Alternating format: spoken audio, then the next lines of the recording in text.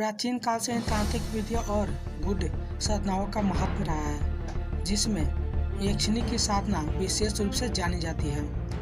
ऐसे माना जाता है कि यक्षिणी साधना करने से व्यक्ति को असाधारण शक्ति या ऐश्वर्य, धन और कामनाओं की पूर्ति का वरदान मिलता है।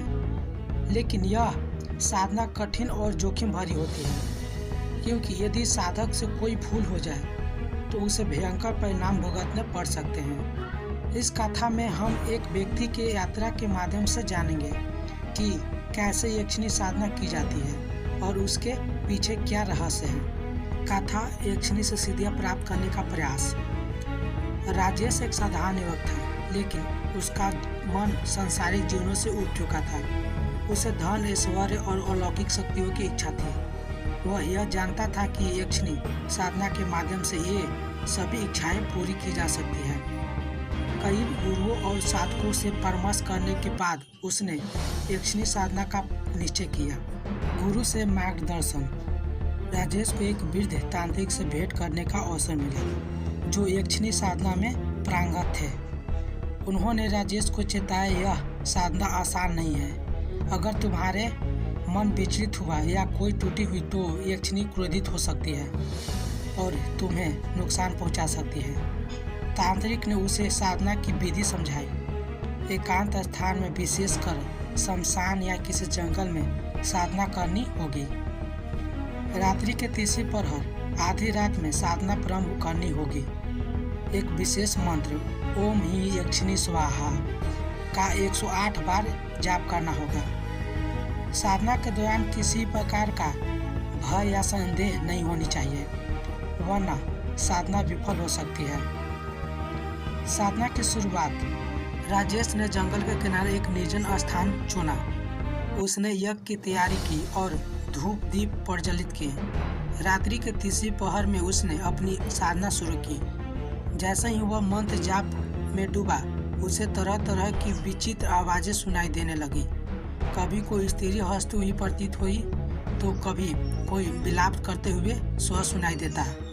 हालांकि राजेश ने अपने मन को विचलित नहीं होने दिया और मंत्र का निरंतर जाप करता रहा।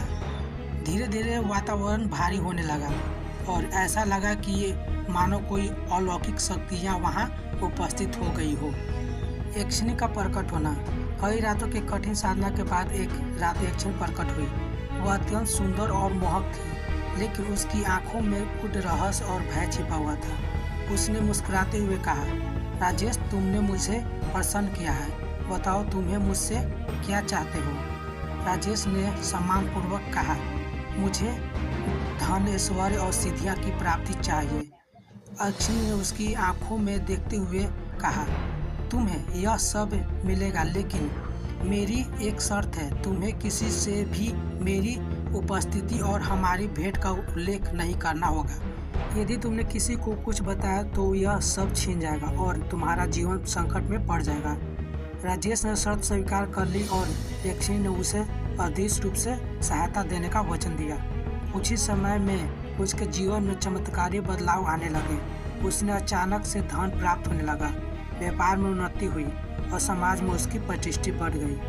शर्त का उल्लंघन और परिणाम।